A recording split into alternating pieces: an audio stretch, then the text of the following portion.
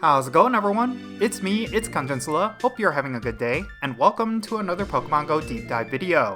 Today we're going to take a close look at the new Dark and Dragon type Ultra Beast, Guzzlord. This is certainly an interesting one, as it has some of the highest health in the game, yet is considered one of the squishiest Pokemon at the same time. I'm going to be explaining why this Pokemon is a hit or miss in this video, so let's roll the intro and get right into it.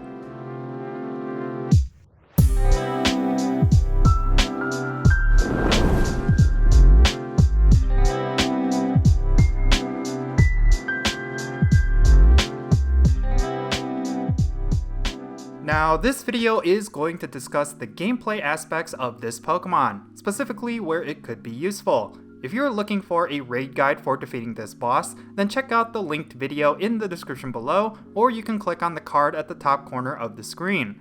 Now that I got that out of the way, let's talk about Guzzlord. This Pokemon is the 7th Ultra Beast that was released into Pokemon Go. It is a very unique Pokemon compared to others, and it is one that Niantic was hyping up for a long time. Some players would consider it a great Pokemon, while others would think of it as a major disappointment. But in reality, this Pokemon is both. So let me explain. Guzzlord is a very big Pokemon, in that it has some of the highest base health in the game. However, it is surprisingly one of the squishiest Pokemon as well. This is because it has one of the lowest base defense stats among most legendary, mythical, and Ultra Beast Pokemon. So let's go over the details. Guzzlord is a Dark and Dragon type Ultra Beast that is often thought of as a beefy version of Hydreigon. It is weak against Fairy, Bug, Dragon, Fighting, and Ice types, with a double weakness to Fairy type attacks. Guzzlord's resistances include Psychic types, which it has a double resistance to, Dark types, Electric types, Fire types, Ghost types, Grass types, and Water types. I mentioned earlier that Guzzlord has one of the highest base health stats in the game. Well, it comes with an insanely high 440 base stamina stat. There are only 2 Pokemon that have higher health than Guzzlord, and it is, of course, Chansey and Blissey. What's interesting about this, however, is that Guzzlord is actually one of the squishiest Pokemon in the game, even as much as glass cannons like Rayquaza and Attack Form Deoxys. This is because Guzzlord's crazy high health stat is offset by its crazy low defense stat. Guzzlord has a base defense stat of 99 and a base attack stat of 188. So even though Guzzlord has a ton of health, it can receive more damage compared to most other Pokemon because of its low defense. When it comes to its attack stat, it's a mediocre at best. So yeah, based on these stats alone, Guzzlord is unfortunately not ideal for raid battles. While it could be a solid second option if you need a Dragon type or Dark type, it unfortunately gets outclassed by most Pokemon of these types. But it does have some potential with PvP. This is because Guzzlord actually has a really good moveset. In terms of its fast attacks, Guzzlord can come with Snarl and Dragon Tail, and the charge attacks Brutal Swing, Sludge Bomb, Dragon Claw, and Crunch.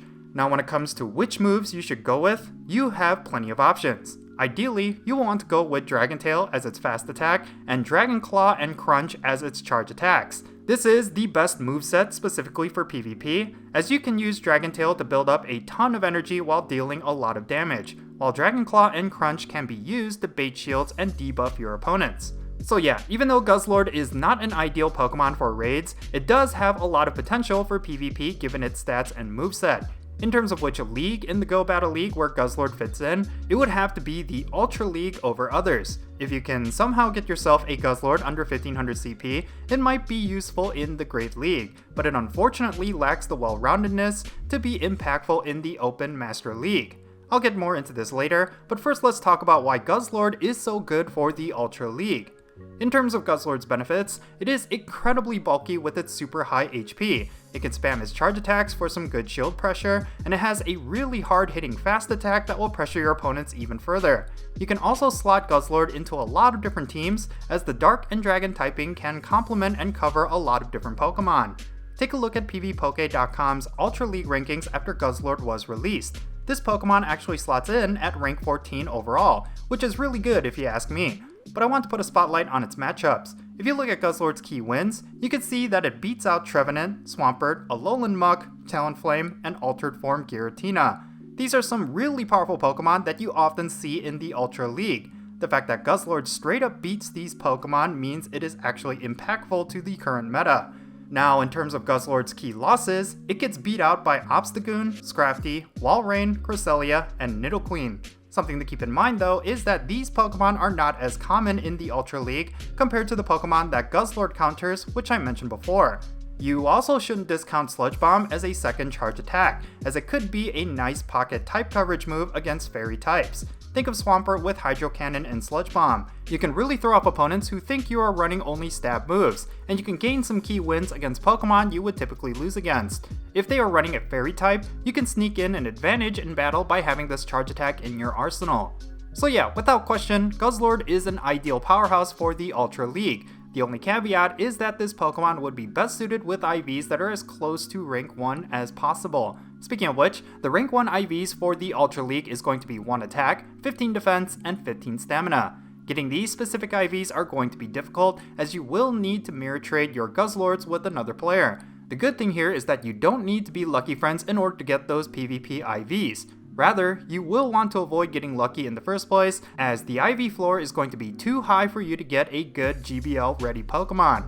Since this Pokemon is not ideal for raids, you can stock up on them specifically for PvP IVs from regular mirror trades. You shouldn't feel the pressure to get yourself a perfect IV from raids, as this Pokemon is only suited for the Ultra League. When it comes to the Great League and Master League, I wouldn't sweat trying for this Pokemon.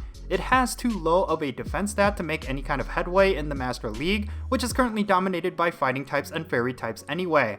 But when it comes to the Great League, it'll be too difficult to get one with low enough IVs to bring it under 1500 CP. You are better off just using an Altaria, which has most, if not all, of the benefits of Guzzlord and more. However, if you can pull it off, it could most certainly be a very interesting one to add to your Great League teams.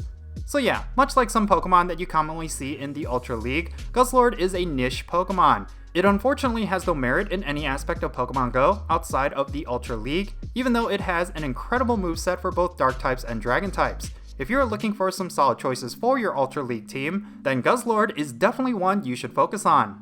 But in any case, that's going to be it for this deep dive video. Now, I would love to know your thoughts regarding Guzzlord down below. Are you planning to use this Pokemon in the Go Battle League? Let me know where in the comments, and let's have a great discussion. And if you ended up enjoying this video, be sure to hit that like button and subscribe if it's your first time here. And don't forget that little bell so you can stay up to date on whenever I upload videos. And I want to give a quick shout out to my patrons on Patreon. You make this channel content possible. If you want to support my channel in any way, big or small, then be sure to check out the links in the description below. For all my patrons, they get a permanent spot on my in-game friends list. So if you want to interact with me in some way, like with remote raids, then do consider becoming a patron on my Patreon. But yeah, that's going to be it. I'm Count Jinsula. Be safe, have fun, love yourself, and I'll catch you all later.